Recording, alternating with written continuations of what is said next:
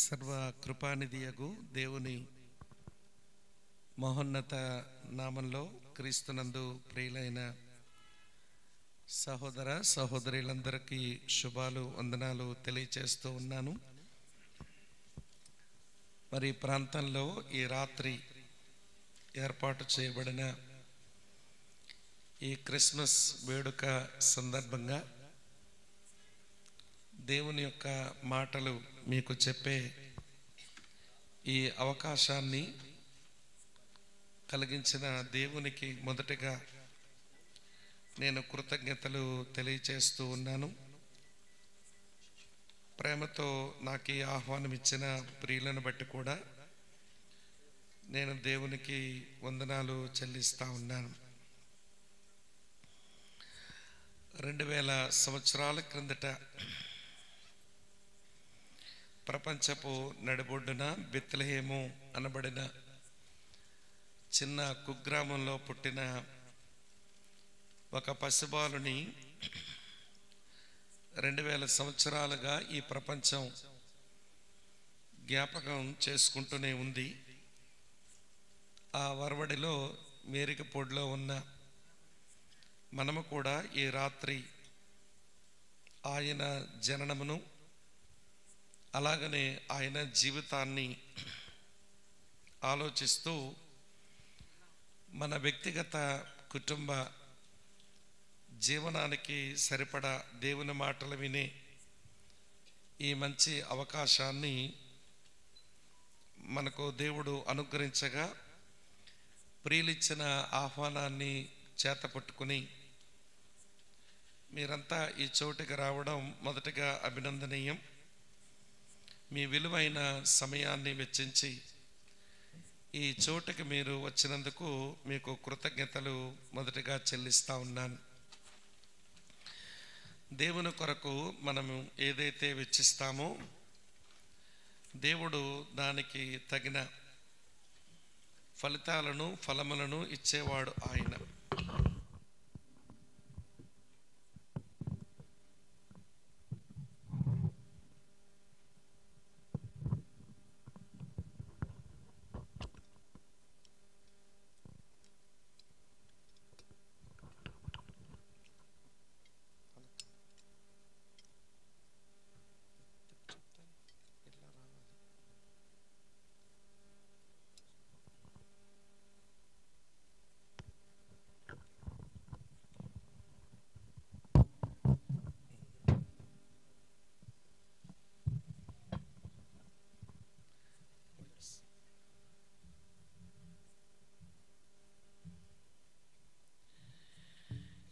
దేవుడు ఎప్పుడూ ఎవరికి రుణపడి ఉండేవాడు కాదు. మనం ఆయన మాటలు వినేందుకు మనం వెచ్చించిన ఈ సమయం తప్పక ఆయన తగు మేలులతో మనలను ఆయన దీవించువాడు అని చెప్పడానికి నేను సంతోషిస్తూ ఉన్నాను. మరి చేరువచ్చిన మీ అందరికీ నా హృదయపూర్వకమైన వందనాలు చెల్లిస్తూ ఉన్నాను. ఇక కాలయాపన చేయకుండా నేరుగా క్రిస్మస్ సందేశాన్ని మీతో చెప్పే ప్రయత్నం చేస్తాను. క్రిస్మస్ అనగానే అక్కడ ఆనందం అనే మాట కనబడుతూ ఉంది. సరే, బైబిల్లో ఈ క్రిస్మస్ బాలుడు పుట్టిన ఆ సందర్భం చూస్తే ఆయన పుట్టుక చుట్టూ చాలా ప్రసంగాలు ఉన్నాయి, లేదా చాలా సందేశాలు ఉన్నాయి. అలాగనే ఆయన పుట్టుక చుట్టూ చాలా పాటలు కూడా ఉన్నాయి. నేను ఈ రాత్రి వేళ క్రిస్మస్ ఆనందం అనే శీర్షిక క్రింద మరి ప్రాంతంలో ఏర్పాటు చేయబడిన ఈ క్రిస్మస్ వేడుకలో నేను ఒక పాట మీతో చెప్పాలి అని అనుకుంటున్నాను. పాటంతా వివరించలేను, కానీ ఆ పాటలో ఒక లైన్ మాత్రమే చెబుతాను. అది క్రిస్మస్ పాట. 2000 సంవత్సరాల క్రిందట ఈ లోకంలో ఉద్భవించిన ఆయన గూర్చిన ఈ క్రిస్మస్ పాట ఆయన పుట్టక మునిపే 1000 సంవత్సరాల క్రిందట ఒక ఆయన పాడినటువంటి క్రిస్మస్ పాట. అంటే ఇప్పటికీ ఈ పాట వయసు 3000 సంవత్సరాలు అన్నమాట. ఇది చాలా పురాతనమైన పాట, ముసలి పాట. సరే, ఆ పాటలో 6 చరణాలు ఉన్నాయి. అందులో మొదటి మాట నేను చదివి మీకు వివరించాలని ప్రయత్నం చేస్తున్నాను. బైబిల్లో కీర్తనల గ్రంథం అనే గ్రంథంలో 23వ కీర్తన మొదటి వచనం ఇలా వ్రాసి ఉంది: యెహోవా నా కాపరి, నాకు లేమి కలుగదు అని రాసి ఉంది. సరే, ఈ పాట పాడిన ఈ పెద్ద ఆయన వాస్తవానికి ఆయన గొర్రెలు కాసుకుంటూ నాన్నగారు అప్పగించిన మందను చూసుకునేటువంటి యవనస్తుడుగా ఉంటున్నప్పుడే ఇశ్రాయేలీలకు రాజుగా తాను అభిషేకించబడి తదనంతరం ఇశ్రాయేలీలకు 2వ రాజు అయినాడు. తరువాత ఈ 66 పుస్తకాల ఈ బైబిల్ గ్రంథంలో ఆయన జీవితానికంటూ చాలా విశిష్టత ఉంది, చాలా విశేషం ఉంది. ఆయన ఈ క్రిస్మస్ బాలుడు పుట్టక మునిపే 1000 సంవత్సరాల క్రిందట ఆయన పాడుకున్న క్రిస్మస్ పాట యెహోవా నా కాపరి, నాకు లేమి కలగదు అన్నాడు. సరే, ఆ మాట వివరించే ముందు ఆయన్నే పోయి అడిగినామనుకోండి, ఏమయ్యా దావీదు, నువ్వు ఒక క్రిస్మస్ పాట పాడుకున్నావు కదా, ఏమిటి ఆ పాటలో ఉన్న విశేషం అని అడిగితే ఈ టైటిలే చెప్తాడు ఆయన. క్రిస్మస్ అంటే ఆనందం, క్రిస్మస్ అంటే సంతృప్తి. నేను ఈ క్రిస్మస్ బాలునిలో ఆనందాన్ని, సంతృప్తిని సంపాదించుకున్నాను గనక నేను ఆనందంతో సంతృప్తితో పాడిన పాటలో మొదటి లైన్ యెహోవా నా కాపరి, నాకు లేమి కలగదు. సరే, ఆయన పాట అట్టిపెట్టండి. ఈ భూమి మీద బ్రతుకుతున్న ప్రతి మనిషి కూడా తన జీవితం సంతృప్తిగాను, తన జీవితం ఆనందంగాను సాగాలని ఆశపడతాం. ఎవరు జీవితం అసంతృప్తితోనూ దుఃఖముతో మిగిలిపోవాలని మనం ఎవరము ఆశించము కదా. సరే, ఆ సంతృప్తి అలాగనే ఈ సంతోషం కొరకు మనుషులు పడుతున్నటువంటి అనేకమైనటువంటి ప్రయాసల్లో ఒక ఆయన చాలా ప్రయాసపడ్డాడు. అసలు జీవితానికి సంతృప్తి ఎక్కడ దొరుకుతుంది, జీవితానికి నిజమైన సంతోషం, ఆనందం ఎక్కడ లభ్యమవుతుందని ఆయన ఒక పరిశోధనే చేసినాడు. సరే, ఆయన మరెవరో కాదు, ఇప్పుడు ఈ పాట పాడుకున్నాడే ఈ పెద్ద ఆయన, ఈయన తాలూకా కుమారుడే. ఆయన గురించి దేవుడేమన్నాడనంటే, ఈ భూమి మీద ఆయనంత జ్ఞానవంతుడు ఆయన కంటే ముందెవడు పుట్టలేదు, ఆయన తరువాత కూడా మరి ఎవరు పుట్టరు అని దేవుడే వక్కానిచ్చాడు. మరి అటువంటి ఆయన సంతోషము, సంతృప్తి కొరకు అతను కొన్ని అన్వేషణలు చేశాడు. ఎక్కడ సంతోషము, సంతృప్తి దొరుకుతుంది అని ఆయన కొన్ని పరిశోధనలు చేస్తూ ఎక్కడ తనకు ఏమి దొరికిందో ఆయనే మోమాటం లేకుండా, బిడిపడకుండా, సిగ్గుపడకుండా దేవుని ఆత్మచేత ప్రేరేపించబడి వ్రాసేసినాడు. సరే, సంతృప్తి, సంతోషం కొరకు ఆయన చేసిన మొదటి ప్రయత్నం ఏంటి అని అంటే, ధనగణతలు గడిస్తే జీవితం సంతోషంగా, సంతృప్తిగా ఉంటుందని చాలా సంపదలు సమకూర్చుకున్నాడట.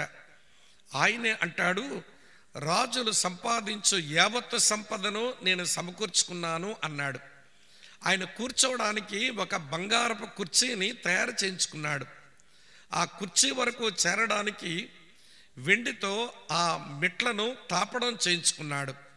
అతని కాళ్ళ కింద వెండి, అతని సీటు కింద బంగారం ఉండి చాలా డబ్బు కలిగినటువంటి వ్యక్తిగా ఆయన పరిగణించబడ్డాడు.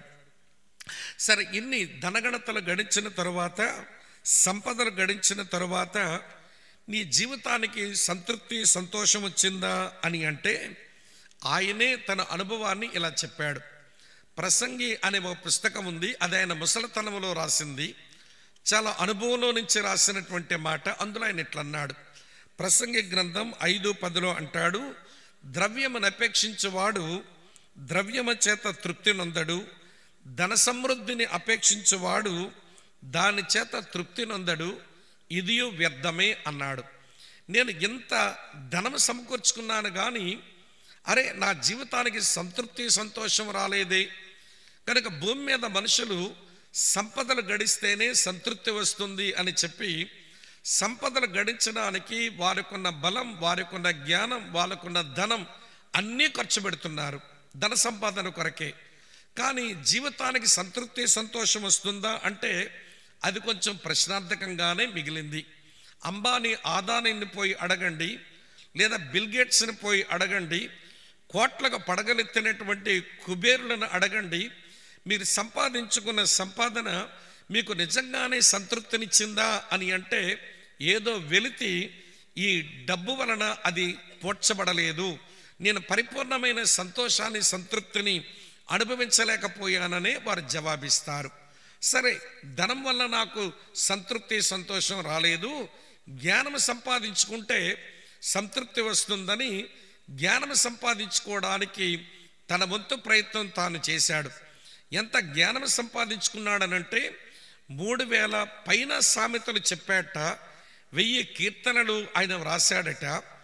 ప్రియులారా, ఆ లెబనోన్లో పెరిగే దేవదారు చెట్టు దగ్గర నుంచి గోడలో మొలిచేటువంటి చిన్న ఇస్సోపు మొక్క వరకు వృక్షాలన్నిటి గురించి తానే రాశాడు. అలాగనే అడవి మృగాల గురించి రాశాడు, పొలములోని పశువాదుల గురించి రాశాడు, అలాగని నీటిలో ఉన్న జలచరాల గురించి రాశాడు. ఒక మాటలో చెప్పాలంటే బోటనీ, జువాలజీ అన్నీ ఈయన దగ్గర నుంచే మొదలైనాయా అన్నట్టు వృక్షశాస్త్రం, జంతు శాస్త్రం ఆయనతోనే మొదలైంది భూమి మీద. అంత పరిజ్ఞానం గడించినాడు.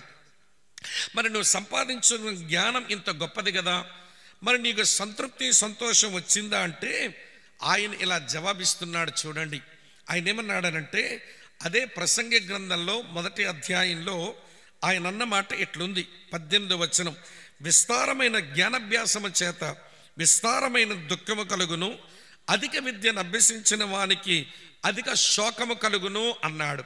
ఇంత విద్యాభ్యాసం చేశాను, విస్తారమైన దుఃఖము నాకు మిగిలింది, నేను ఇంత జ్ఞాన సముపార్జన చేశాను, అధికమైన శోకమే మిగిలింది. జ్ఞానము గడించిన కొలది ఏదో దుఃఖం, ఏదో బాధ, అసంతృప్తి మనిషి జీవితానికి పట్టి పీడిస్తుంది. ఇది నా వ్యక్తిగత అనుభవం అన్నాడు. సరే, ధనములో సంతృప్తి రాలేదు, అలాగనే స్నేహితుల జ్ఞానములో సంతృప్తి రాలేదు. మరి ఏం చేద్దామనంటే విలాసవంతమైన జీవితం జీవిద్దాం, మంచి ఇల్లులు కట్టించుకుందాం, మంచి పరుపులు వేయించుకుందాం, సరే చక్కని సంగీతం వినడానికి గాయకులను, గాయకురాండ్రను, వాయిద్యగాలను పెట్టుకుందాం, మంచిగా డాన్సులు వేస్తే చూసి సంతోషించడం కొరకు కొంతమంది నర్తకులను కూడా పెట్టుకుందామని అన్ని ఏర్పాటు చేసుకుని మంచి శృంగారవనాలు ఆయన నాటించుకున్నాడు, మంచి భవనాలే కట్టుకున్నాడు. ఇవన్నీ కలిగి ఉండి లగ్జూరియస్ లైఫ్, విలాసవంతమైన జీవితం జీవిస్తూ ఈ విలాసవంతమైన జీవితం వలన సంతోషము సంతృప్తి వచ్చిందా అంటే ఆయన అనుభవం నుంచి చెప్తున్నాడు. ఒక మాట ఇలా రాసి ఉంది, అదే ప్రసంగి 2:11 అంటాడు కదా, నేను తృప్తి సంతోషము కొరకు నేను పడిన ప్రయాసంతయు నేను నిదానించి వివేచింపగా అవన్నీ వ్యర్థమైనవిగానే నాకు అనిపిస్తూ ఉన్నాయి. నాకు తృప్తి రాలేదు, నాకు సంతోషం కూడా కలగలేదు అన్నాడు. సరే, ధనములో వెతికాడు, రాలేదు. జ్ఞానములో వెతికాడు, సంతృప్తి సంతోషం దొరకలేదు. తర్వాత విలాసవంతమైన జీవితంలో వెతికాడు, సంతృప్తి సంతోషం దొరకలేదు. ఇక లాభం లేదు. నేను కొంచెం బాగా మద్యపానం తీసుకుంటే, నేను బాగా తాగేస్తే లిక్కర్లో ఉంటుంది సంతృప్తి సంతోషమని తన దేహమును సంతోషపరుచుకుందునని బాగా తాగినాడట. ఈ తాగేటాయన తన తాగుడు గురించి చెప్పుకోవడానికి కూడా ఏమీ బిడియపడకుండా ద్రాక్షారసం మత్తు చేత నా దేహమును సంతృప్తిపరుచుకుందామని, సంతోషిద్దామని బాగా తాగినాను అన్నాడు. మంచిది, మరి నీ తాగుడు వలన నీకు సంతోషము సంతృప్తి వచ్చిందా అంటే ఆయన సిగ్గు లేకుండా, సిగ్గుపడకుండా, బిడియపడకుండా ఈ తాగుడు నాకు తెచ్చినటువంటి ఫలితాలు ఇవి అని చెప్పి ఇట్లా అన్నాడు. ఏమన్నాడో మీ కొరకు చదువుతాను చూడండి ఈ మాటలు. నేనేమి నా సొంత మాటలు చెప్పడం లేదు, ఇది దేవుని ఆత్మచేత ప్రేరేపించబడిన దైవావేశత పూరిత గ్రంథం. ఇందులోని ఆయన రాసిన మాటలు దేవుడు గ్రంథస్థం చేయించినాడు. ఆయన ఏమన్నాడో చదువుతాను చూడండి.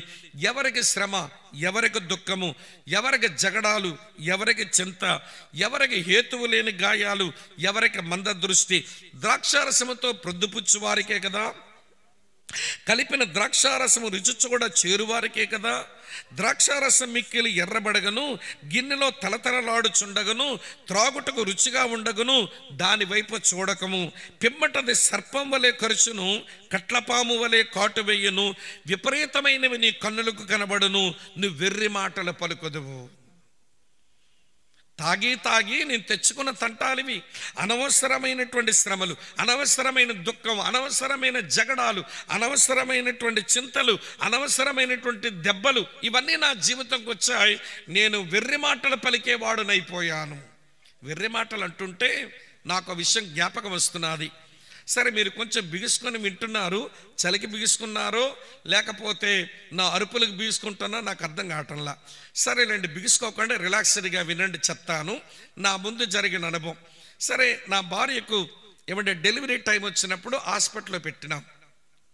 మా ఫ్యామిలీ మెంబర్స్ అంతా దాదాపు అందరూ గవర్నమెంట్ హాస్పిటల్లో పనిచేసే వాళ్ళే.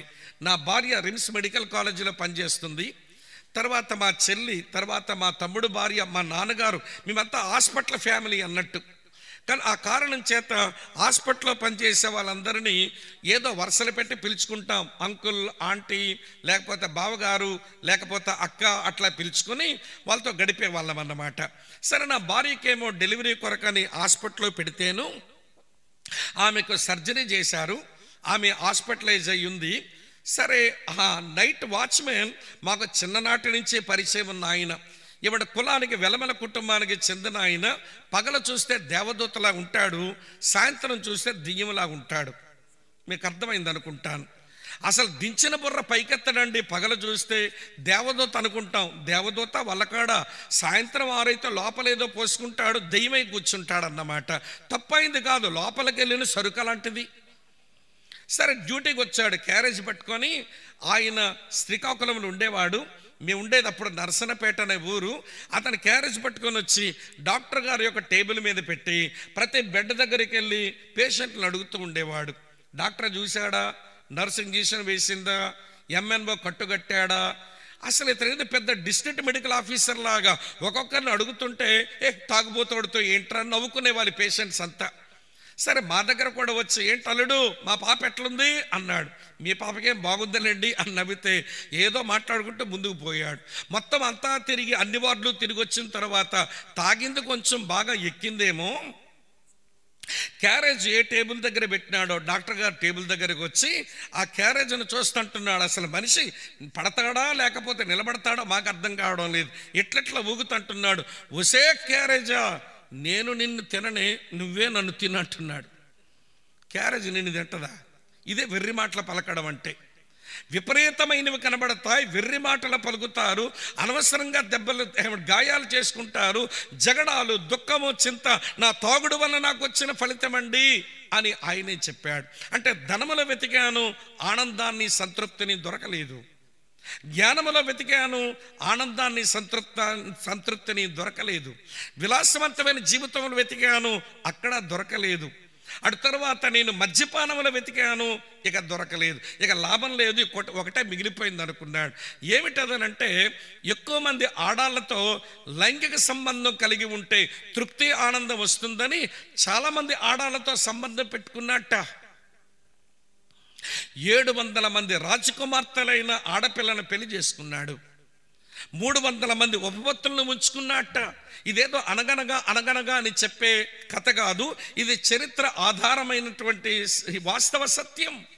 ఆయన పేరు ఇశ్రాయేలీలకు 3వ రాజైన సొలొమోను.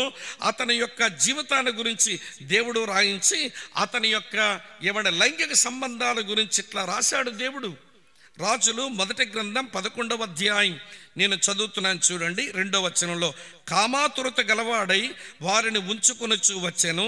అతనికి 700 మంది రాజకుమార్తెలైన భార్యలను 300 మంది ఉపపత్నులను కలిగి ఉండేది. అతని భార్యలు అతని హృదయాన్ని త్రిప్పేసేశారంట.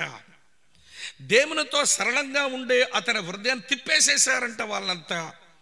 ఇంతమందితో సంబంధం పెట్టుకున్న ఈ పెద్ద మనిషి ఒకరోజు తన అనుభవాన్ని ఇట్లా చెప్పినాడు. అది ప్రసంగిలో ఉంటుంది 7:26లో. మరణము కంటే దుఃఖము కలిగించింది ఒకటి నాకు కనబడెను, అదేమిటో తెలుసా? ఉరుల వంటి మనసును బంధకముల వంటి చేతులు కలిగిన స్త్రీ అన్నాడు. 700 మంది రాజకుమార్తెలైన భార్యలను కలిగి ఉండి 300 మంది ఉపపత్నులను కలిగి ఉండి ఏమొచ్చిందిరా నీకు అంటే, ఏమండి, ఆనందం రాలేదు సరికదా, మరణము కంటే దుఃఖము నాకు మిగిలిపోయింది. మళ్ళీ మీరు బిగుసుకుంటున్నారు. జోక్ చెప్తాను వినండి. నాకు ఒకే ఒక భార్య. ఏప్రిల్ 12వ తారీఖున ఆమె బర్త్డే వస్తుందన్నమాట.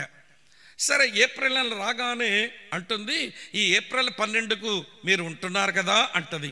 నేను ఇచ్చే జవాబు ఇప్పుడున్నానని. ఎందుకనంటే ఏప్రిల్ మే నెలలో దేవుని పనికి అటు ఇటు తిరగవలసిన సమయం. మనం ఏకన్నా చిన్నపిల్లలమా హ్యాపీ బర్త్డే టు అని పాడుకుని కేక్ కట్ చేసుకోవడానికి? ఎదిగిపోయాం కదా, ఇంకే బర్త్డేలు ఏంటి అని చెప్పి నా ఉద్దేశం.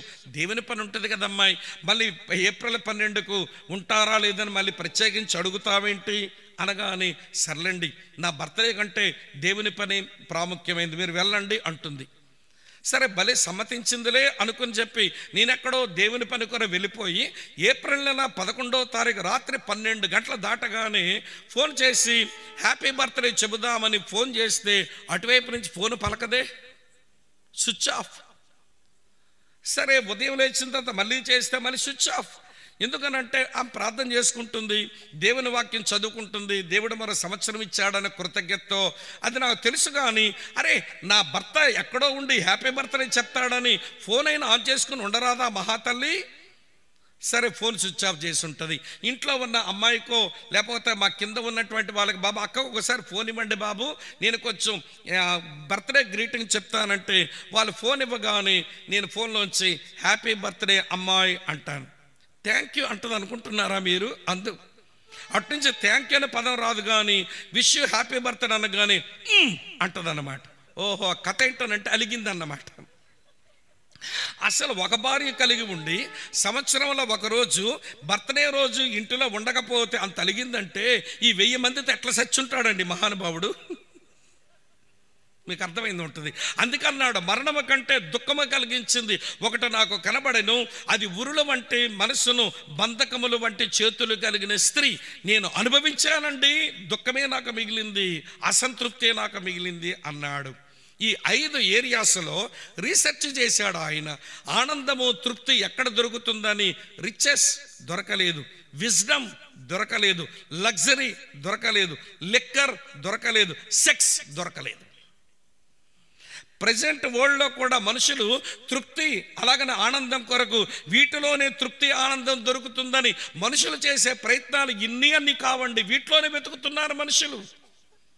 సరే, ఈ సొలొమోను అనబడిన ఈ జ్ఞానవంతుడు వీటిలో ఆనందాన్ని తృప్తిని ఎందుకు వెతకాల్సి వచ్చిందంటే, వాళ్ళ నాన్న పాడుకున్న క్రిస్మస్ పాట మర్చిపోయినాడు ఈ పెద్ద మనిషి. వాళ్ళ నాన్న పాడిన క్రిస్మస్ పాట జ్ఞాపకం ఉంటే, అక్కడ ఆనందము తృప్తితో ఆయన పాడిన పాట గుర్తుంటే ఈ పాడు ప్రయత్నాలన్నీ చేస్తుండేవాడు కాదు. వాళ్ళ నాన్నగారు ఆనందముతో తృప్తితో ఆయన పాడిన క్రిస్మస్ పాట, యెహోవా నా కాపరి నాకు లేమి కలగదు అన్నాడు. సరే, ఇప్పుడు ఆ దావీదు వాళ్ళ నాయన దగ్గరికి పోయి అడుగుదాం, ఏమయ్యా దావీదు గారు, మీరు తృప్తితో ఆనందంతో ఉన్నట్టు ఒక మంచి క్రిస్మస్ పాట మీరు పాడుకున్నారే. ఆ క్రిస్మస్ అంటే మళ్ళీ ఏదో అనుకునేది, క్రీస్తును ఆరాధించే లేక దేవుణ్ణి పూజించేటువంటి ఒక పాట పాడుకున్నారే, మీకు తృప్తి ఆనందం ఎట్లొచ్చిందండి? నీ కొడుకేమో 5 ప్రయత్నాలు చేసినాడు, ఏ ప్రయత్నంలో కూడా తృప్తి ఆనందం ఆయనకు దొరకలేదుగా, మీకు ఎట్లా దొరికింది తృప్తి ఆనందం అంటే? ఆ పెద్ద ఆయన అంటున్నాడు, నాకు ఆనందానికి తృప్తికి రహస్యం ఏంటనంటే, నాకు ఒక వ్యక్తి దొరికాడు. ఆయన పేరు యెహోవా. బాబు ఆ యెహోవా అనే పదం బైబిల్ పదం కదా, మాకు అర్థం కావడం లేదు, ఏంటో యెహోవా చెప్పరాదా అంటే ఆ దావీదు అంటాడు, యెహోవా అంటే అర్థం ఏంటో తెలుసా? ఆయన స్వయంభవుడు. స్వయంభవుడు అంటే సెల్ఫ్ ఎగ్జిస్టెంట్ వన్, తనకు తానుగా ఉనికి కలిగిన వాడు. ఆయన ఉనికికి మరి ఎవరో కారణం కాదు, ఆయన ఉనికికి మరొకరు ఎవరో ఆధారం కాదు, ఆయన ఎవరితో సృష్టించబడిన వాడు కాదు, ఎవరి వల్ల పుట్టినవాడు కాదు, ఆయన తనకు తానుగా ఉన్నవాడు స్వయంభవుడు. ఈయనకే ఎవరో కనుంటే, ఈయన్నే ఎవరో సృష్టించి ఉంటే పుట్టించినోడు దేవుడై ఉండేవాడు, లేదంటే కనినటువంటి వాడెవడో దేవుడై ఉండేవాడు. ఆయన దేవుడండి, తనకు తానుగా ఉనికిలో ఉన్నవాడు. అమ్మా వింటున్నారు కదూ? యెహోవా అనేటువంటి ఈ హీబ్రూ పదానికి అర్థం ఏంటో తెలుసా ప్రియులారా? స్వయంభవుడు. ఆయన నాకు దొరికాడండి. యెహోవా అంటే మరొక అర్థం ఏంటో తెలుసా? ఆయన సర్వశక్తిమంతుడు. ఆయన ఆల్మైటీ వన్, సర్వశక్తిమంతుడు అంటే ఆయనకు అసాధ్యమైంది ఏదీ లేదు. ప్రియులారా, ఈ బైబిల్ చరిత్రలో, ఇశ్రాయేల్ చరిత్రలో, ముస్లింల చరిత్రలో కూడా ఒక కీలకమైన వ్యక్తి, ఆయన పేరు అబ్రహాం.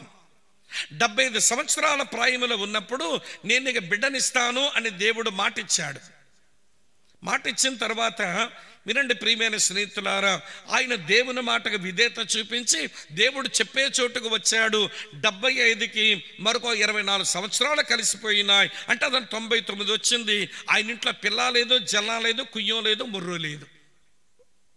ఇదేమి దేవుడు అంటే బిడ్డనిస్తానని చెప్పినాడు. 24 సంవత్సరాలు పెరిగిపోయింది.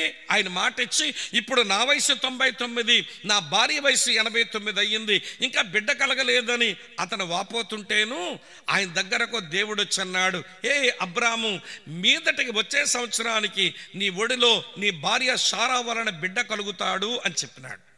చెప్పగా నా గుడారపు మాటన ఇతగాడి భార్య ముసిముసి నవ్వులు నవ్వుకుంటుంది. ఎందుకు నవ్వుకుంటుందో తెలుసా? ఈ ఇతగాడి వయసు చూస్తే 99, అతని శరీరం మృతతుల్యమైపోయింది, కాపురం చేయడానికి శక్తి లేని పెద్దవాడైపోయినాడు. నా వయసు చూస్తే 89, నాకేమో నెలసర్లు నిండుకున్నాయి, నాకు మెనోఫాస్ వచ్చేసింది. అనగా స్త్రీ యొక్క గర్భసంచి ఎండిపోతే ఆ ఎండిపోయిన గర్భసంచిలోంచి బిడ్డ పుట్టే అవకాశమే లేదు. నాకేమో నెలసర్లు నిండుకున్నాయి, అతగాడికేమో 99 సంవత్సరాల ప్రాయం వచ్చింది. దేవుడంటే మీదటికి వచ్చే సంవత్సరానికి మీ ఒడిలో బిడ్డుంటాడంటాడని నవ్వుకుంటుంది. అప్పుడు ఆయన అంటాడు దేవుడు, ఏమయ్యా అబ్రహాము, నీ భార్య అయిన శారా నవ్వనేలా నాకు అసాధ్యమైనది ఏదైనా కలదా? ఆయన సర్వశక్తిమంతుడు, శూన్యములో నుంచి సృష్టినే చేసినటువంటి వాడు, ఆయనకు అసాధ్యమైంది ఏదైనా కలదా? వినండి సోదరి స్నేహితులారా, యెహోవా అనగా ఆయన స్వయంభవుడు, సర్వశక్తిమంతుడు. మూడవ మాట, ఆయన సర్వజ్ఞాని. సర్వజ్ఞాని అంటే ఇక్కడ నా ముందు కూర్చొని ఎంత ప్రేమతో దేవుని మాటలు విందామని వచ్చారు. మా ప్రియులు ఇచ్చిన ఆహ్వానాన్ని తీసుకొని మీకు నిండా వందనాలు. మీరు కూర్చొని ఏం ఆలోచిస్తున్నారో నాకు తెలియదు. అసలు మీరు ఇంటి నుంచి ఇక్కడికి వచ్చినప్పుడు ఏ పరిస్థితులు వచ్చారో నాకు తెలియదు. అసలు మీలో చాలామంది పేర్లే నాకు తెలియదు. కానీ ఏ దేవుడైతే ఎక్కడ వరకు రావడానికి మిమ్మల్ని ఆకర్షించాడో మీరు అనుకోవచ్చు, వీళ్ళు పిలిచారు మేము వచ్చామని. కానీ ఆయన ఆకర్షించుకోకపోతే ఏ నరుడు ఆయన దగ్గరకు రాలేరట. నా జనులను నేను ఏలవేసి పిలుచుకుంటాను అన్నాడు ఆయన. కనుక ఒక ఉద్దేశంతో యాక్సిడెంటల్గా మనం ఇక్కడ కూర్చోలేదు. ఆయన ప్రణాళిక ఏదో ఉంటుంది. ఆయన మాటలు మన చెవిన పడేటువంటి ఒక మంచి ప్రణాళికతో ఇక్కడ కూర్చోబెట్టాడు. నువ్వు ఎవరో ఆయనకు తెలుసు, నువ్వు ఏ పరిస్థితుల్లో ఉన్నావు ఆయనకు తెలుసు. అసలు నువ్వు ఇక్కడ కూర్చొని ఏం ఆలోచిస్తున్నావు ఆయన ఎరుగును. ఎందుకంటే ఆయన సర్వశక్తిమంతుడు మాత్రమే కాదు, సర్వజ్ఞుడు కూడా. ఇంకొక మాట మీతో చెప్పనివ్వండి, యెహోవా అనే మాటకు మరొక అర్థం ఏంటనంటే ఆయన సర్వప్రసన్నుడు. ఆయన అంతటా ఉండగలిగినటువంటి వాడు. ఆయనకు గ్రామము, పట్టణము, నగరము, దేశము, రాష్ట్రము అని వ్యత్యాసము లేదు.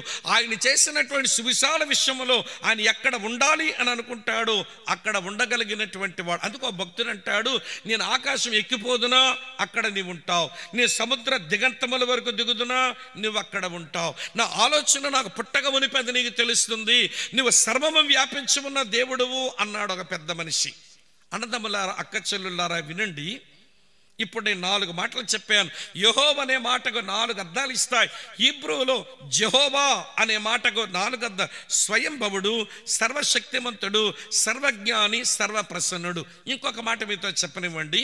జెహోవా అనగా ఎటర్నల్ వన్, నిత్యుడు అని అర్థం. నిన్న ఉన్నాడు, నేడు కూడా ఉన్నాడు, రేపు కూడా ఉండేవాడే. నిన్నున్నాడు కానీ ఈరోజు లేడు అని లేదు.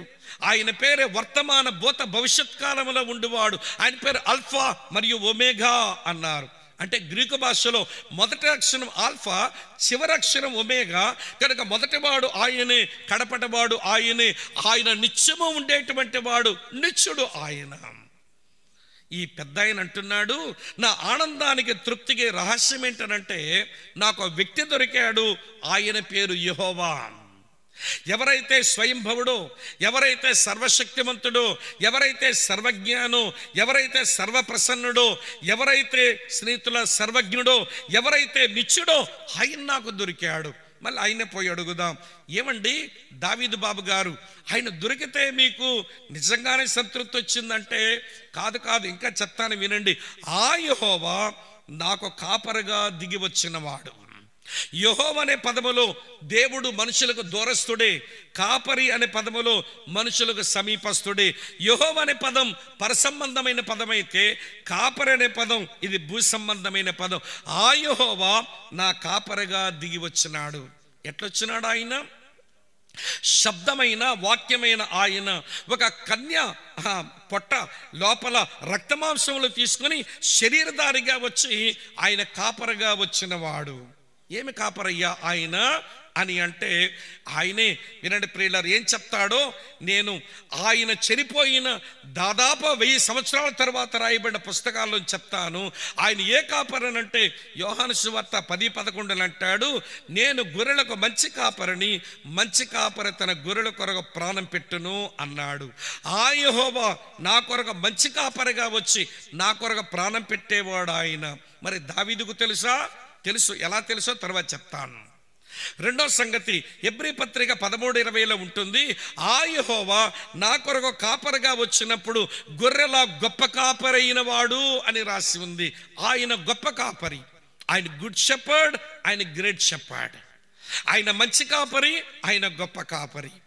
మూడో మాట చెప్తాను వినండి.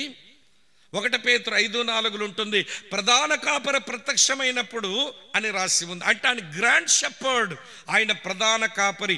ఏమిటండి ఈ మాటల తాత్పర్యం అంటే, ఆ యెహోవా శరీరముతో ఈ లోకమునకు వచ్చి మంచి కాపరిగా ప్రాణం పెట్టి గొప్ప కాపరిగా నడిపిస్తూ ప్రధాన కాపరిగా ఒక రోజు వేంచేయనయున్నాడు. దేని కొరకు అని అంటే వినండి, మనుషులుగా మానవులుగా పుట్టిన మనమంతా కూడా మనకు తెలియకుండానే పాప స్వభావంతో పుట్టినటువంటి వారం. మన అమ్మ నాన్న రక్తం పంచుకొని పుట్టిన మన లోపల పాప స్వభావం ఇవ్వండి అందరిలోనే ఉంది. నాలో పాప స్వభావం లేదంటే నీకు చిన్నప్పటి నుంచి అబద్ధాలు ఆడడం ఎవడు నేర్పించాడు? అబద్ధాలు ఆడడం ఎవడో నేర్పించక్కర్లా, మన నేచర్లోనే ఉంది. పోటీ తత్వం, మత్సరం, అసూయ ఇవన్నీ ఎక్కడి నుంచి నీ లోపల వచ్చినాయి అంటే అది నీ నైజములోనే ఉంది. దాన్ని ఎవడో నేర్పించాల్సిన పనే లేదు. కనుక అలాంటి పాప స్వభావంతో పుట్టిన కారణం చేత మనకు తెలిసే తెలియక ఎన్నో పాప పనులు చేస్తూనే ఉంటాము. వినండి ప్రియమిత్రులారా, ఈ పాప స్వభావంతో ఉన్న మనుషుడు ఏమి మంచి చెయ్యాలనుకుంటాడో చెయ్యలేడు, ఏమి చెడు చేయకూడదు అనుకుంటాడో అదే చేస్తూ ఉంటాడు. చెయ్యగోరు మేలు చెయ్యలేక చెయ్యకూడని కీడు చేస్తున్న ఇవ్వండి స్వభావం ఒకటే మన లోపల పనిచేస్తున్నది. మళ్ళీ మీరు బిగుసుకుంటున్నారు. రిలాక్స్ అవుతారు. జోక్ చెప్తాను వినండి. మా ప్రాంతంలోనే ఒకరోజు అలాగ వీధులోంచి పోతుంటే అక్కడ చౌకధరల డిపో ఉంటేను అక్కడ ఒక ఆయన ఉన్నాడు. ఆయన పేరు పంగ అమ్మారావు. దాదాపు మా శ్రీకాకుళం జిల్లా అంతా ఉంటే వెలమోడు ఉంటాడు, లేకపోతే ఎవడు కాలింగ్ ఉంటాడు, లేకపోతే కాపోలు ఉంటారు, అంతేగా మా దగ్గర. సరే ఈ పంగ అమ్మారావు అన్నాడు, ఇవ్వండి వెలమ ఆయన చూసి బాబు ఒక్క నిమిషం ఆగండి అన్నాడు. సరే నేను ఆగితే నా దగ్గరకు వచ్చి మీరేదో యేసయ్య మాటలు చెప్తారంట కదా, మీరు ప్రార్థనలు చేస్తారంట కదా, మా ఇంటికి వస్తారా అన్నాడు. అదేం మాట అండి, తప్పకుండా వస్తాను రండి అని వాళ్ళ ఇంటికి పోయాను. సరే వాళ్ళ ఇంట్లో ఒక చిన్న గదిలోనికి ఇట్లా తలుపు తీసి ఒక గదిలోనికి లోపలికి రమ్మని పిలిచాడు. ఆ లోపలికి వెళ్ళేసరికి అతని భార్య మంచం పట్టి ఉంది. మేము లోపలికి రాగానే చూసి ఒక్కసారి కూర్చునే ప్రయత్నం చేసి నమస్కారం బాబు అంది. ఆ మాట అనేసరికి ఆమె నోట్లోంచి వచ్చిన గాలి ఆ గది నిండా భయంకరమైన దుర్వాసన కొడుతున్నది. కడుపులు తిప్పేస్తూ ఉంది, వాంతయ్యేలా అనిపిస్తుంది. ఏమిటండి అమ్మారావు గారు ఈవిడ గారి పరిస్థితి అంటే, ఆమెకి గొంతులో క్యాన్సర్ వచ్చిందండి. అదేమో ఇంకా నయం కాదన్నారు.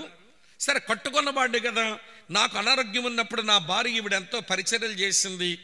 నేను వదులుకోలేక ఆమెకేదో గొంతులో ఆర్లిక్స్ పోస్తున్నాను, కొంచెం గింజ వేస్తున్నాను, అలా బ్రతికించుకుంటున్నాను. 2 కొడుకులండి, చిలకలూరిపేటలో స్పిన్నింగ్ మిల్లో పనిచేస్తారండి. మరే మీ అమ్మ చచ్చిపోయేలాగుందిరా, ఎవరైనా వచ్చి సేవలు చేయండి అంటే, అమ్మో అమ్మ దగ్గర ఉండలేమని వాళ్ళ పేటలోనే ఉండిపోయారంట. ఇక్కడ పక్కనే 12 కిలోమీటర్ల దూరంలో కూతురు ఉంటుంది. పాప మీ అమ్మ కింద ఒక్కటి నేను చేయలేకపోతున్నానే, కొంచెం వచ్చి సహాయం చేయరాదనంటే, అమ్మో అమ్మ దగ్గర ఉండలేను, వాంతులైపోతాయి నాకని కూతురు రాలేదు. 2 కొడుకులేమో చిలకలూరిపేట లాగారు, ఒక కూతురేమో 12 కిలోమీటర్ దూరంలో ఉంది. ఆ కారణం చేత కట్టుకున్న వాడిని కదండి వదలలేక గొంతులో ఏదో వేస్తున్నానని చెప్తుంటేను ఆమె దగ్గర నిలబడి కొంచెం దేవుని మాటలు చెప్పాను, ప్రార్థన కూడా చేశాను. సరే ఆ ఇంట్లో వాళ్ళు నాకేం ప్రాబ్లం కాదు, కానీ నేను ఇట్లా ఇల్లు దాటి ఇలా బయటకు రాగానే మా శ్రీకాకుళం జిల్లా అమ్మలక్కలంతా ద్వారబంధం దగ్గర చేరారు. ఎవరో వచ్చారు, అక్కడ కారు ఆపారు, ఇంట్లోకి వచ్చారు, ఎవరో ఏంటని అందరూ ద్వారబంధం దగ్గర నిలబడ్డారు. వాళ్ళు నిలబడ్డం కూడా నాకేం అభ్యంతరం లేదు, కానీ వాళ్ళ నోట్లో తోటాలు పెట్టుకొని నిలబడ్డారు. అదే నాకు వచ్చిన ఇబ్బంది. లోపలేమో అగ్గి పెట్టుకున్నారు, బయటకేమో పొగొస్తున్నది. ఈ అడ్డుగుండారు ముసలమ్మలు, మెట్ట ముసలమ్మలు. శ్రీకాకుళం వాళ్ళు ఎట్లుంటారో మీకు తెలుసుగా, వాళ్ళకి బ్లౌజ్ వేసుకోవడం రాదు, జడేసుకోవడం రాదు, మీలాగా చీరకొచ్చులు పెట్టుకోవడం రాదు. అడ్డుగుండారు ముసలమ్మలు అంటే మెట్ట ముసలమ్మలు. వీళ్ళంతా ఏమంటే 60 పైన వయసు కలిగిన ముసలమ్మలు. నోట్లో ఈ చుట్టలు పెట్టుకుని, తోటాలంటే మీరు ఏదో అనుకుంటున్నారేమో భయపడి మన చుట్టలని చెప్తున్నా, ఏమంటే చుట్టలు నోట్లో పెట్టుకొని అడ్డపొగలు వేసుకొని ఇట్లా నిలబడ్డారు, చూస్తున్నారు. నేను బయటకు వచ్చన్నాను, ఎవర్రా ఈ పంగమ్మారావు భారీగా జరిగింది చూసి కూడా మీకు బుద్ధి రావట్లేదు? ఆవిడ గొంతులో క్యాన్సర్ ఎందుకు వచ్చిందో తెలుసా?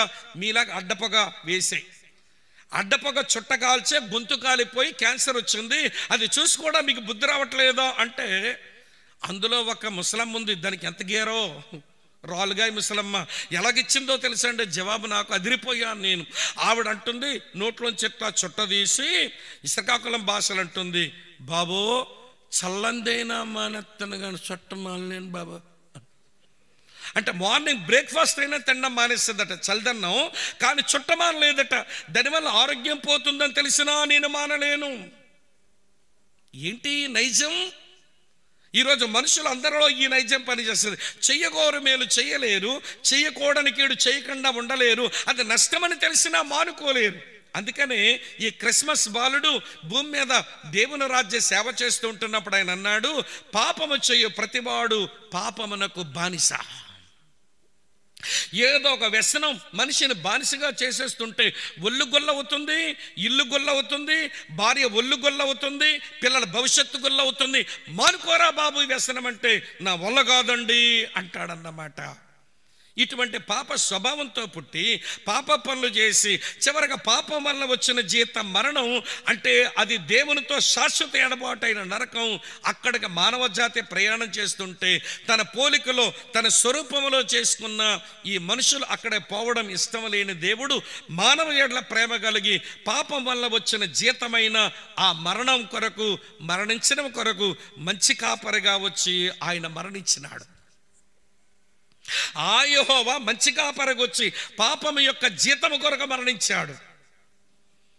ఆయన చనిపోయి పాతిపెట్టబడి 3వ దినం తిరిగి లేచి ఆయన పరలోకమందు గొప్ప కాపరిగా ఉండి పాపం యొక్క శక్తి, పాపం యొక్క అధికారం మనుషుల మీద పనిచేస్తుంటేను వినండి, ఆయన మీద ఆధారపడేటువంటి వారికి ఆ పాపము శక్తి, పాప అధికారం నుంచి ప్రతిరోజు విడిపించే ఆయన గొప్ప కాపరైనాడు. ఏదో ఒక రోజున ఆయన ప్రధాన కాపరిగా వచ్చి పాప కాలుష్యములోంచి మానవ జాతిని తీసుకుపోవడానికే వస్తాడట. బాబు ఈ మాటలన్నీ ఈ దావీదు పాడిన పాట తరువాత 1000 సంవత్సరాల తరువాత మాటలు కదా. అవును, మరి దావీదుకు తెలుసు అంటారా? అవును, ఆయనకి బాగా తెలుసు.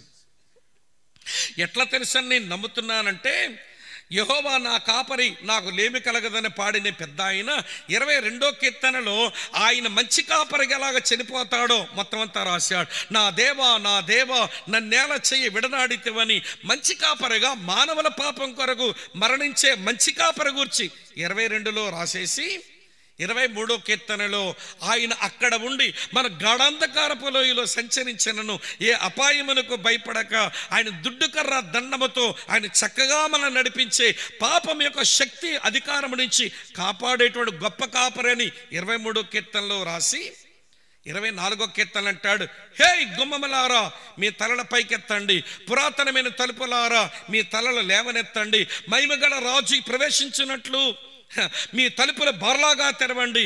ఎవరి మహిమగల రాజు అంటే బలపరాక్రమ గల యెహోవా, ఆయన ప్రధాన కాపరిగా వస్తాడని 24వ కీర్తనలో రాశాడు. బైబిల్ మన చేతికి వచ్చినా అది మనం చదివి గ్రహించలేకపోయినా 1000 సంవత్సరాల కిందట మంచి కాపరిగా పాపుల కొరకు ప్రాణం పెట్టడానికి వచ్చాడు. గొప్ప కాపరిగా పాపులైన వారిని నడిపించడానికి ఉన్నాడు.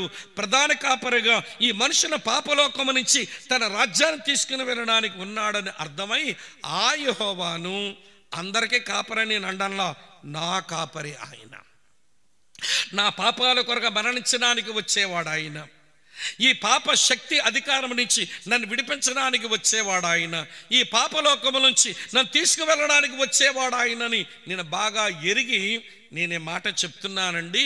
నా ఆనందానికి తృప్తికి కారణం ఆ యెహోవా నా కాపరిగా కన్యమర్య పొట్టలో శరీరము తీసుకుని వచ్చేవాడని నేను ఎరుగుదును. మంచిదండి దావీదు గారు, నీకు ఆ వ్యక్తి దొరికాడు, ఆయన కాపరయ్యాడు. మరి ఆనందము తృప్తి మాట ఏంటనంటే, పక్కనన్నాను కదండి నాకు లేమి కలగదని. నీకు లేమి కలగదా? మనుషులం అన్నాక అవసరాలు ఉంటాయి కదయ్యా, మరి నీకు లేమి కలగకపోవడం ఏంటి? అవసరాలు ఉండవంటే నాకు అవసరాలు ఉంటాయి నాకు తెలుసు. కానీ ఏ యెహోవా అయితే కాపరగా శరీరముతో ఈ లోకానికి యేసుక్రీస్తుగా వచ్చినాడో ఆయన ఉత్తి యెహోవా కాదు, ఆయన పేరు యెహోవా ఈరే, అనగా నా అవసరాలన్నీ తీర్చేవాడు. ఆయన ఉంటే నాకెందుకండి ఏమండి లేమి? ఏమయ్యా భలే చెప్పావు. మరి నీ మనుషులమన్నాక అనారోగ్యాలు వస్తాయిగా, మరి దాని సంగతి ఏంటనంటే ఒకవేళ నా శారీరకంగా మానసికంగా ఆధ్యాత్మికంగా నాకు రోగాలు వస్తే ఏ యెహోవా అయితే నా కాపరిగా ఈ లోకానికి వస్తాడో ఆ ఉత్తి యెహోవా కాదు, ఆయన పేరు యెహోవా రాఫా, అనగా నన్ను ఆయన స్వస్థపరచువాడని నాకు తెలుసు. అందుకే నాకు లేమి లేదు అని నిశ్చంతగా ప్రశాంతంగా తృప్తితో ఆనందంతో నేనున్నాను. మంచిదయ్యా, మనుషులమని నాకు ఎన్నో పోరాటాలు వస్తాయి. మరి నీకు పోరాటాలు ఉండవా? నా జీవితం నిండా పోరాటాలే కానీ నాకు లేమి కలగదని ఎందుకన్నానంటే ఆ యెహోవా నా కాపరగా ఈ లోకానికి వచ్చిన వాడు, ఆయన పేరు యెహోవా నిస్సి, నాకు విజయం ఇచ్చేవాడు ఆయన, నాకేమి లేమి? భలే చెప్పినావయ్యా. మనుషులమన్నాక అసమాధానకరమైన పరిస్థితులు వస్తాయి కదా, అప్పుడు నీకు లేమున్నట్టే కదా. అసమాధానకరమైన పరిస్థితులు రావచ్చేమో కానీ నేను ఏ వ్యక్తినైతే కనుగొన్నానో, ఎవరైతే కాపరిగా వచ్చేవాడని ఎరిగానో ఆయన పేరు యెహోవా షాలోమ్ అని కూడా ఉంది, అనగా ఆయన సమాధానపరచువాడు ఆయన. నాకేంటండి లేమి? అరే మనుషులమని నాకు ఒంటరైపోతాం కదా. నీ జీవితంలోనే మీ ఇంట్లో అన్నదమ్ములు పెద్ద పట్టించుకోలేదు, మీ నాన్నగారు నిన్ను పెద్ద పట్టించుకోలేదు, నీకు పిల్లనిచ్చిన మామయ్య నేను చంపేద్దాం అనుకున్నాడు, నీ బ్రతుకు నిండా ఒంటరితనం అనిపించావు కదా దావీదు బాబు. మరి నీకు ఒంటరితనం రాలేదా? నీకు అప్పుడు లేమున్నట్టే కదా. అంటే నాకేమి లేమి లేదండి, నాకు దొరికిన యెహోవా, కాపరిగా ఈ లోకానికి వచ్చిన యెహోవా, నాకు యెహోవా షమ్మాగా నాకు తోడుగా ఉండడానికి వచ్చినవాడు. అందుకే నాకు లేమి కలగదని ప్రశాంతంగా ఆనందంతో తృప్తితో నేను బ్రతుకుతా ఉన్నాను.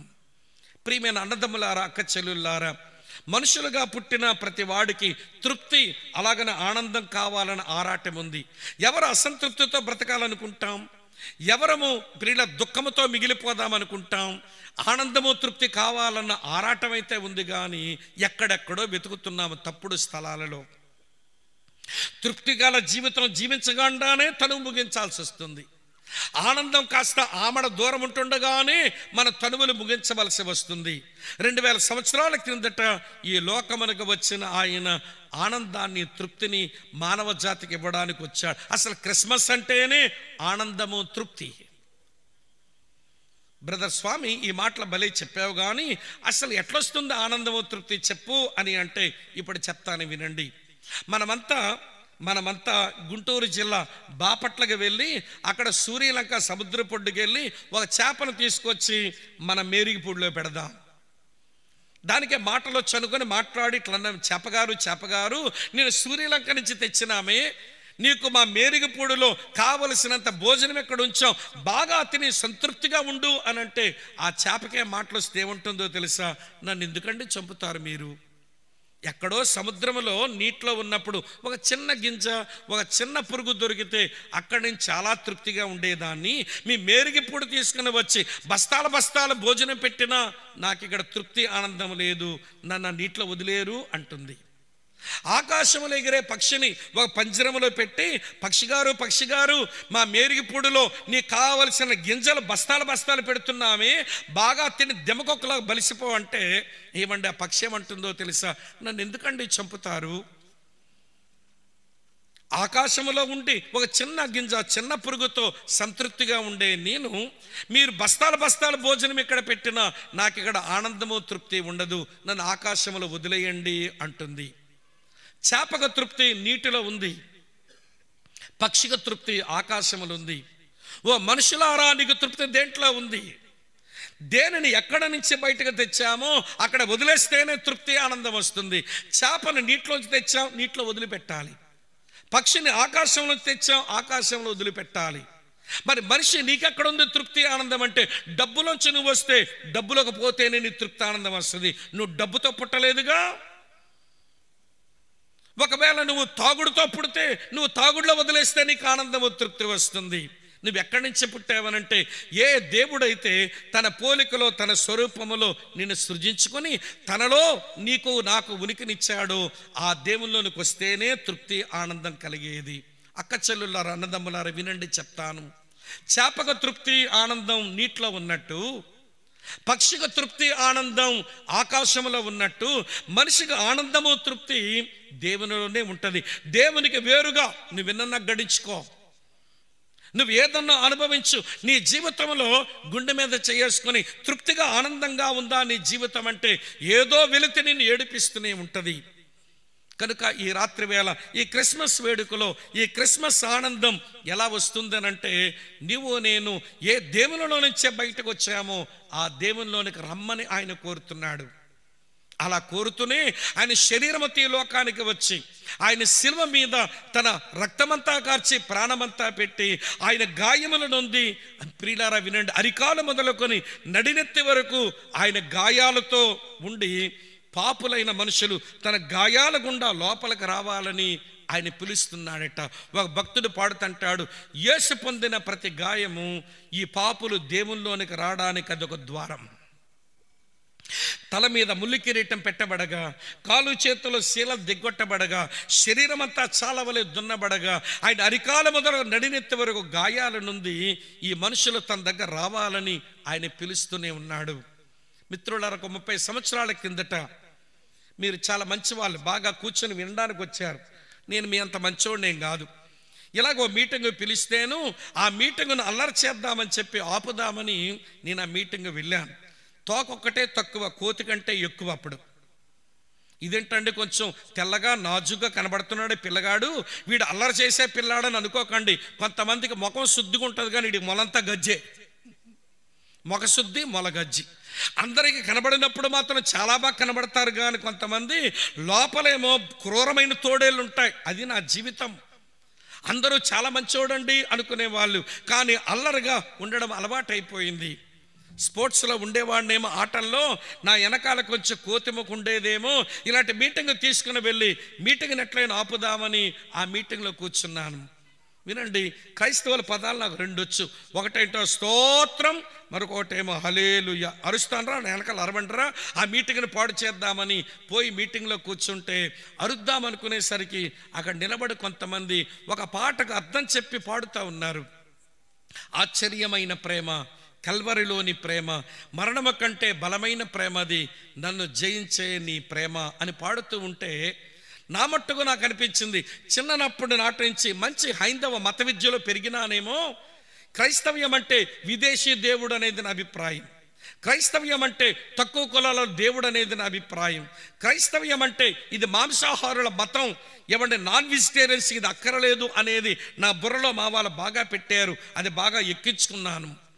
కనుక అల్లరి చేయటం మొదలు పెడుతుంటే, వాళ్ళు పాడుతుంటే దేవుడు ప్రేమిస్తాడా, ప్రేమించి మనుషుల కొరకు మరణించినాడా, ఆ ప్రేమతో మనుషుల జీవితాలు చక్కబరుస్తాడా, ఏంటో ఈ ప్రేమ కలిగిన దేవుని గురించి విందామని చెప్పి కూర్చుంటే మా తోకలేడు కోతులు ఒరే స్వామి ఊరుకున్నామేంటన్నారు. కొద్దిసేపు ఆగండ్రా అన్నాను. వాళ్ళు ఆగారు.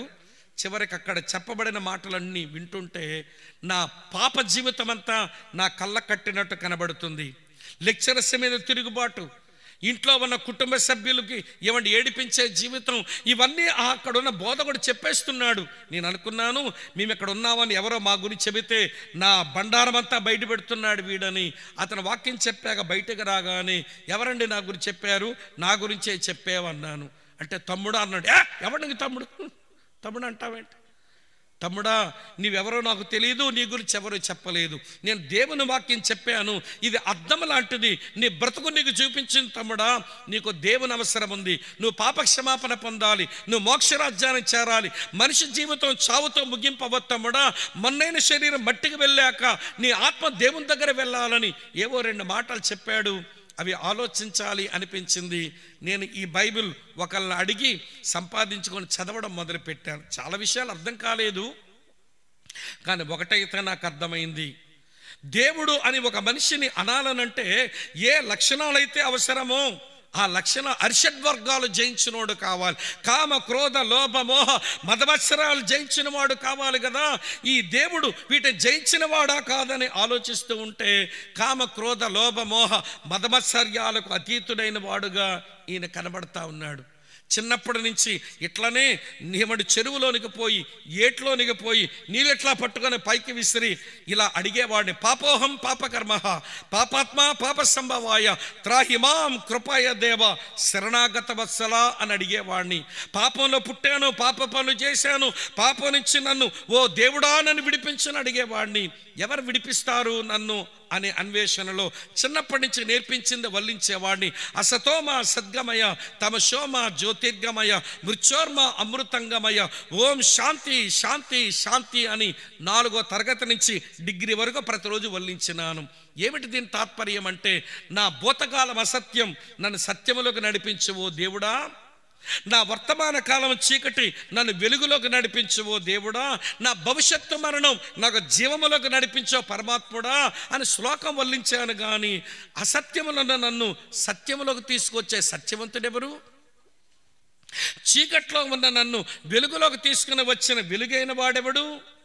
మరణమునకు మాత్రమే పాత్రుడైన నాకు జీవమిచ్చే పరమాత్ముడు ఎవరు అన్న అన్వేషణలో ఇందులో నేనే మార్గం సత్యం జీవం, నేనే లోకమునకు వెలుగును అని ఈ క్రిస్మస్ బాలుడు నాకు కనబడగా ఒక అద్భుతమైన రోజు నా పాపములన్నీ ఒప్పుకొనగా ఆయన నా హృదయంలో స్వీకరించగా ఆయన నా హృదయానికి తేలికనిచ్చి ఆయన ఇచ్చిన వాగ్దానమును బట్టి నాకు పాపక్షమాపణ కలిగించగా నేను ఆయన కుమారుడినయ్యాను, ఆయన బిడ్డనయ్యాను.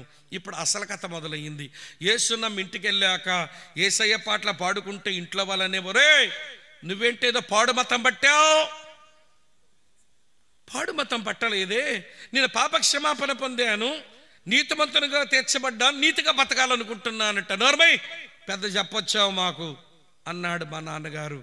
చివరికి నేను చదువుకునే బైబిల్ ఆ మురికి కాలువలో ఎవడు వేసి కాళ్ళతో కిందకు తొక్కేసన్నాడు. యేసుప్రభు వద్దంటే నువ్వు నా ఇంట్లో ఉండొచ్చు, యేసుప్రభుని వదలలేనంటే ఇంట్లోంచి పో అన్నాడు. తిండి తెప్పలేక బాధపడతానని మళ్ళీ యేసుప్రభు వదులుకుంటానని ఆయన అనుకున్నాడు. నేను ఆ రోజు ఉదయం బైబిల్ చదివితే దేవుడు వాక్యంలోంచి అన్నాడు, నిన్ను విడువను ఎడబాయను నిబ్బరమ కలిగే ధైర్యం ఉండమన్న మాట ఆ రోజే చదువుకున్నా ఉదయం. ఆ మాట భలే ధైర్యం ఇచ్చింది నాకు. మా నాన్నగారితో చెప్పాను, మీరు ఇంట్లోంచి పొమ్మంటున్నారని, మీ మీద కోపంతో నేను వెళ్ళను, నా పాపాలే క్షమించి నన్ను బిడ్డగా చేసుకున్న దేవుడు నా బతుకునివ్వలేడా, నన్ను బలపరచలేడా?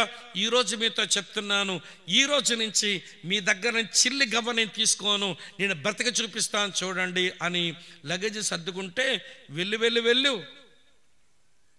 ఏదో మాడితే ఏదో తినిందంటే ఏదో అనే వ్యంగ్యంగా ఒక మోటు మాట వాడి నువ్వు వెనకొస్తావలే అన్నాడు. నేను చిన్న లగేజ్ తీసుకొని ఈరోజు ఇంట్లోంచి వెళ్తున్నాను, మీ డబ్బు కొరకు కానీ ఆస్తి కొరకు కానీ ఏ రోజున మళ్ళీ వెనక్కి రాను.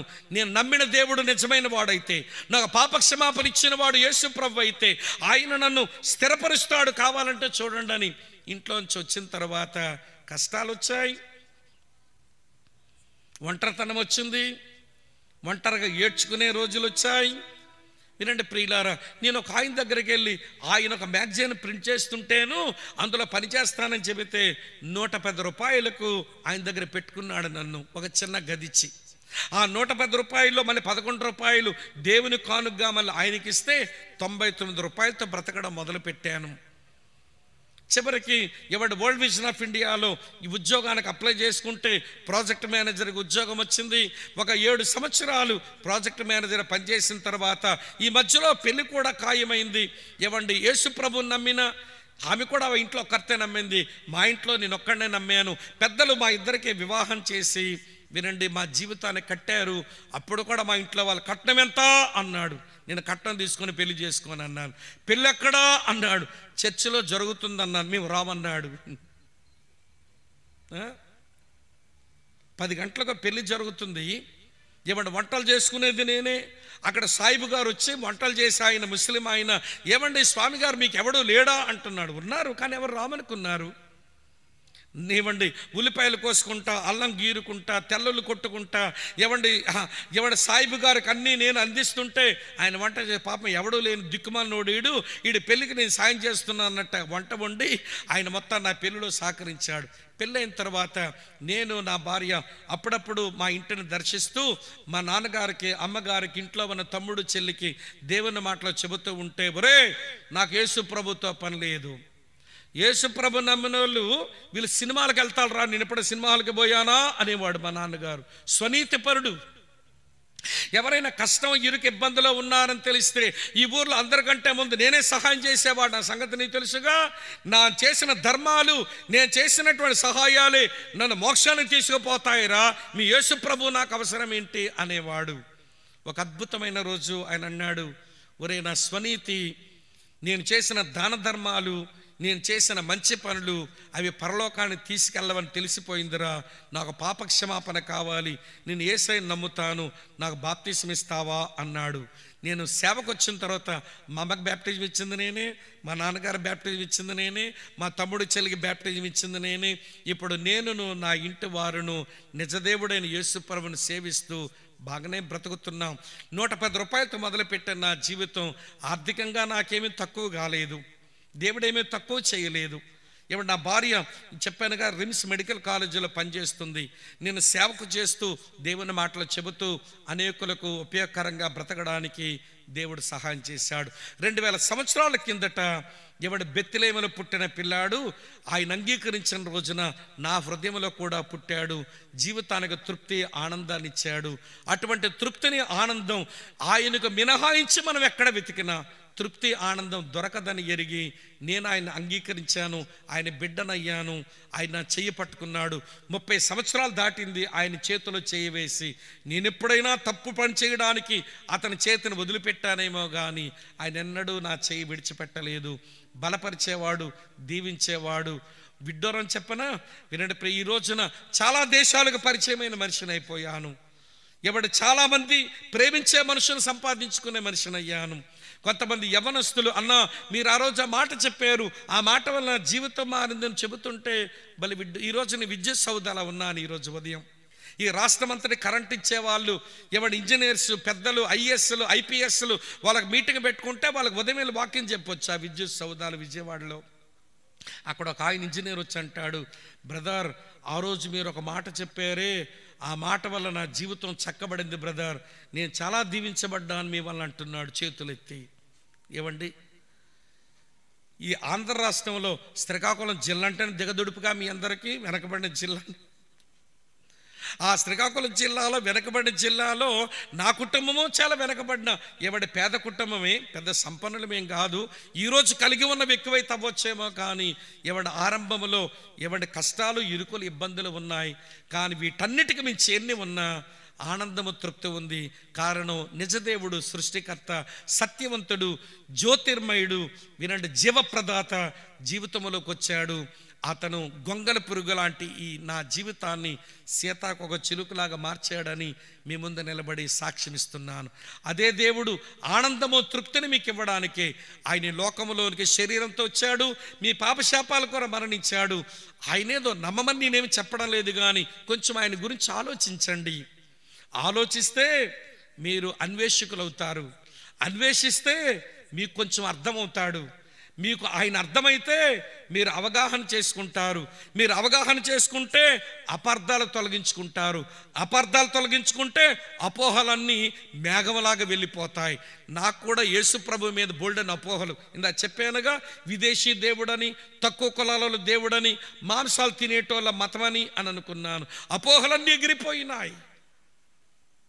దేవుడు ఒక్కడే, సృష్టికర్త ఒక్కడే, నిన్ను పుట్టించిన నీ కన్న తండ్రి ఒక్కడే. పాప శాపాలతో నరకానికి వెళుతూ ఉంటే నిన్ను క్షమించి నిన్ను పరలోకానికి తీసుకుని వెళ్ళేందుకు, మొన్నైన మన శరీరాల మట్టికి వెళ్ళిన తర్వాత మన ఆత్మలు దేవుని దగ్గరికి చేర్చేందుకు పనిచేసేటువంటి గొప్ప దేవుడు ప్రభు అయిన యేసుక్రీస్తు. ఆయన నమ్మిన వారు ఎవరు చెడిపోరు, నమ్మకుండా ఎవరు సంపూర్ణంగా బాగుపడలేరు. ఆనందము, తృప్తికి రహస్యం క్రిస్మస్. ఆ సంతోషాన్ని మేరిగిపూడిలో ఉన్న శిలోయ మందిరంలో ఉన్న విశ్వాసులు అక్కడి నుంచి ఇక్కడికి వచ్చి మీ మధ్య ఈ కూడిక పెడతామంటే మీరు సమ్మతించి ఈ స్థలానికి మీరు రావడం నిజంగా అభినందనీయం. దేవుని కొరకు మీరు వెచ్చించిన సమయానికి దేవుడు ఎప్పుడు రుణపడి ఉండిపోడు, తగిన ఫలితం ఇస్తాడు. పాపక్షమాపణ పొందండి. ఈ బొందులో ప్రాణం ఉంటున్నప్పుడే పాపక్షమాపణ పొందండి. తెలుగు వాళ్ళ దగ్గర సామెత ఉంటుంది, దీపం ఉన్నప్పుడే ఇల్లు చక్కబెట్టుకోవాలి. దీపం ఆరిపోయిన తర్వాత ఇల్లు చక్కబెట్టుకోలేం. ఈ దేహంలో ప్రాణం ఉన్నప్పుడే సృష్టికర్తను ఎరుగు, పాప క్షమాపణ పొందు. లేని పక్షంలో మనం ఎంతో కీడును మనం సంపాదించుకోవలసి వస్తుంది. ప్రేమతో మీ సహోదరునిగా నేను ఆలోచించాను, అన్వేషించాను, అర్థం చేసుకున్నాను, అవగాహన పొందాను, అపార్థాలు తొలగించుకున్నాను. అపోహలన్నీ మటుమాయమైపోయినాయి. అట్టి కృప దేవుడు మీ కుటుంబాల్లో కూడా ఇచ్చి మిమ్మల్ని ఆశీర్వదించి వర్ధిల్ల చేయాలని మనసారా కోరుతూ నా మాటలు ముగిస్తున్నాను. తల్ల వంచుదాము దేవుని గౌరవించడం కొరకు. కళ్ళు మూసుకుందాము కొంచెం ఏకాగ్రత కొరకు. అలాగా కళ్ళు మూసుకొని తల వంచి ఉంటుండగా మీ కొరకై, మీ కుటుంబాల కొరకై, మీ పరిపాట్ల కొరకై ప్రార్థన చేసి నేను ముగిస్తాను. అక్క, చెల్లి, తమ్ముడు, అన్న, ఆనందాన్ని, తృప్తిని ఎక్కడ వెతుకుతున్నావు? ధనమా? ఇవ్వదు. జ్ఞానమా? అసలు ఇవ్వలేదు. విలాసవంతమైన జీవితమా? అక్కడ నుంచి రాదు. మద్యపానమా? లైంగిక సంబంధాల? తృప్తి, ఆనందం అక్కడే ఉందని వెతికాడు ఈ జ్ఞానవంతుడు. భంగపడ్డాడు. వాళ్ళ నాన్నగారు అంటున్నారు, ఆనందము, తృప్తికి రహస్యం స్వయంభవుడైన దేవుడు, సర్వశక్తిమంతుడైన దేవుడు, సర్వజ్ఞానైన దేవుడు, సర్వప్రసన్నుడైన దేవుడు, నిత్యము ఉండేటువంటి దేవుడు శరీరంతో ఈ లోకానికి కాపరిగా వచ్చాడు. మంచి కాపరిగా మనుషుల పాపాల కొరకు మరణించాడు. గొప్ప కాపరిగా పాప అధికారం నుంచి మనుషులను నడిపిస్తాడు, కాపాడుతాడు. ఆయన ప్రధాన కాపరిగా వచ్చి ఆయన పాప కాలుష్యముతో నిండిన లోకములోంచి ఆ పరలోకానికి, పరిశుద్ధ లోకానికి, నీతి నివసించే రాజ్యానికి తీసుకుని వెళతాడు. ఆయన మన బ్రతుకులో ఉంటే లేమి కలగదు. అన్నిటికీ ఆయన అన్నీ అయి ఉంటాడు. ఆయన లోపలికి రావాలని కోరుతున్నాడు. చేపక తృప్తి నీటిలో ఉన్నట్టు, పక్షిక తృప్తి ఆకాశములో ఉన్నట్టు, మనిషికి తృప్తి దేవునిలోనే ఉంటుంది. దేవునికి మినహాయించి మనం ఎక్కడ తిరిగినా, ఏమి చేసినా, ఏమి గడించుకున్నా పరిపూర్ణమైన తృప్తి, ఆనందాన్ని అనుభవించలేము. నా జీవితంలో జరిగిన నా సొంత అనుభవం కూడా మీతో ఈ రాత్రి పంచుకున్నాను. ఈ మాటలు విన్న మీరు ఒక్క నిమిషం ఆలోచిస్తారా? ఒకే ఒక్క జీవితం, అది కూడా త్వరగా కరిగిపోతుంది. నువ్వు దేవునితో స్పందించిన తీరే పరలోకములో మిగిలిపోతుంది. సుమారు గంట పైగా ఈ మాటలు కూర్చొని శ్రద్ధగా విన్నందుకు మనసారా నిన్ను అభినందిస్తూ, ఆయన నీ హృదయపు వాకిట నిలబడి ఆయన తలుపు తడతా ఉన్నాడు. తలుపు తెరిస్తే ఆయనని జీవితంలోనికి వస్తాడు. ఈ బైబిల్ దేవుడికి బలవంతం చేయటం రాదు. తలుపు నొద్ద నిల్చుని తట్టేవాడే కానీ తలుపు తోసుకుని రాడు. ఎవరైతే తమ తలుపు తెరుస్తారో వారి జీవితంలోకి వచ్చే మేలు కలిగిస్తానని ఆయన మాటిస్తున్నాడు. ఈ రాత్రి వేళ ఈ స్థలానికి చేరి వచ్చిన నీవు నీ హృదయపు తలుపును తెరుస్తావా? నీ హృదయపు తలుపును తెరుస్తావా? ఆయనకి నీ బ్రతుకులో చోటిస్తావా?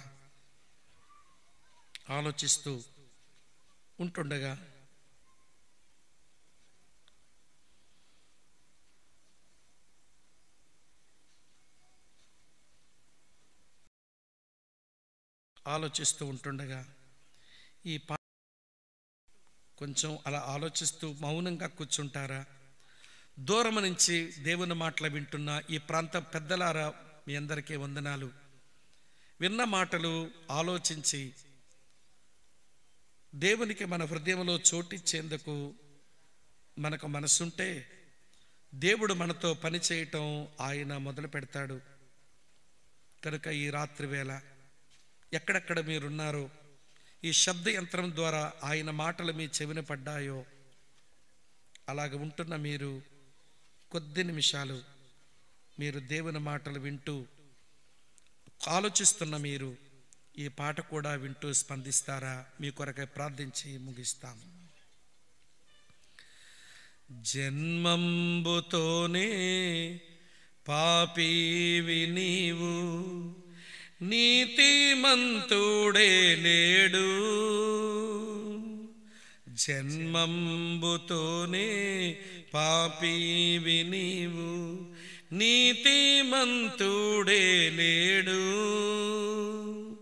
కామా క్రోధ లోభ మోహ పాపపుడగునివే.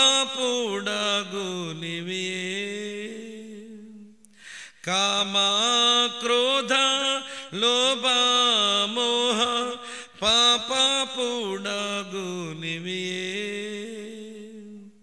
తెరువు నీ హృదయ ద్వారంబు నేడే, ప్రభు యేసునందే రక్షణ కలదు.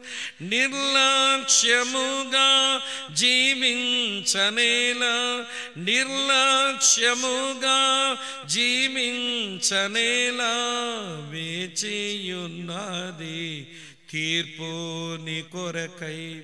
పరమునకే గూట కాయత్తపడుము, తెరువు నీ హృదయంబును.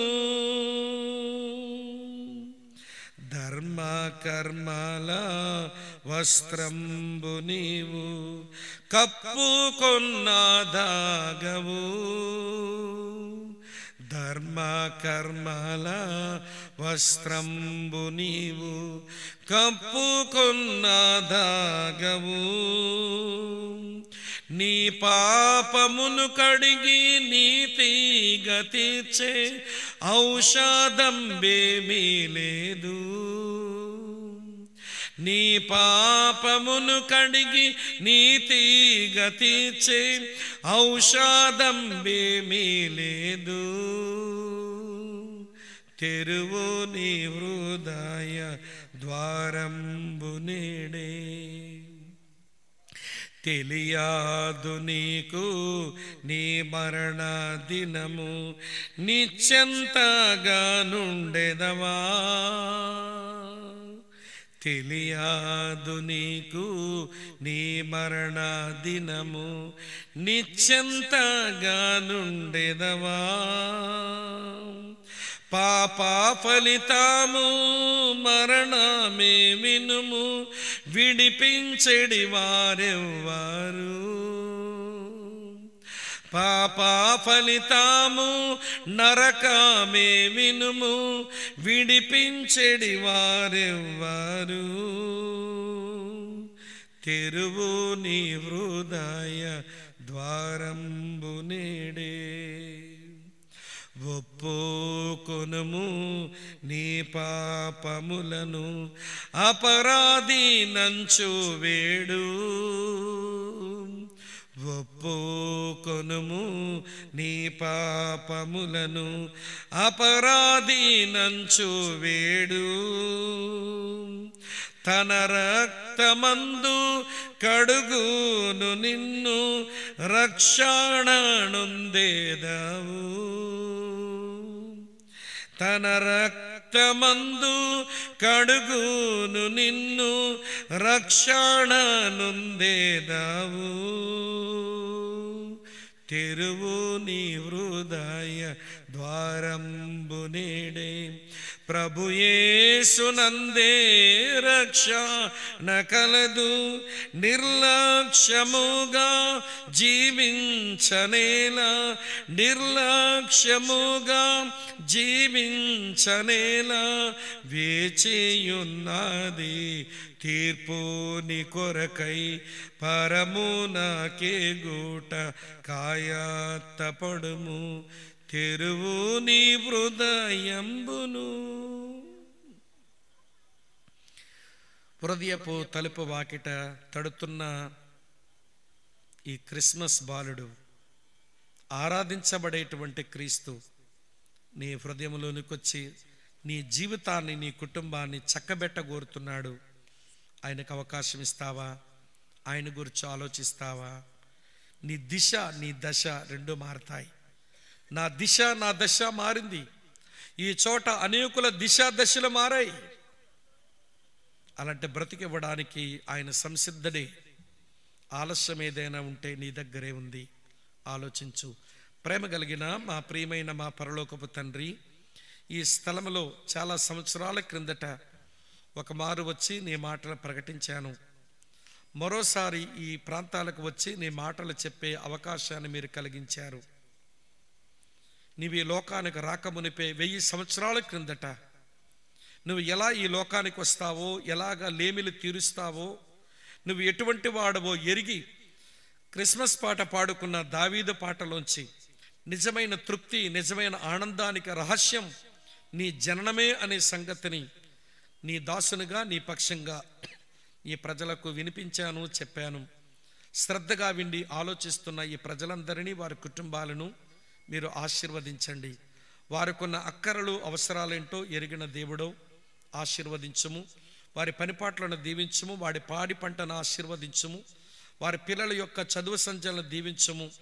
దేవా, నిన్ను ప్రేమించే వారికి, నీ సంకల్పం చొప్పున పిలువబడిన వారికి మేలు కలుగుటకే సమస్తము సమకూడి జరుగును అని చెప్పావు. ఈ ప్రాంతంలో ఉన్న ప్రతి కుటుంబాన్ని, వారి పిల్లలను, వారి భవిష్యత్తును ఆశీర్వదించి వర్ధిల్ల చేయమని, మహిమ, ఘనత, ప్రభావాలు మీరు మాత్రమే పొందమని యేసునాథుని పేరట స్తోత్రించి ఆరాధించి మీకే ప్రార్థిస్తూ, ఈ కూడికను ఏర్పాటు చేయడానికి ప్రయాసపడి ఖర్చు పెట్టి ప్రయాసపడిన సంఘాన్ని, మరి స్థానిక సంఘ పెద్దలను, పరిచారకులను పేరు పేరును దీవించి వర్ధిల్ల చేయమని, మహిమ, ఘనత, ప్రభావాలు మీకు ఆరోపిస్తూ మీ దీవెన కోరుతూ ప్రభువైన యేసుక్రీస్తు నామమునే స్తోత్రించి ఆరాధించి మీకే ప్రార్థిస్తున్నాను తండ్రి. ఆమేన్.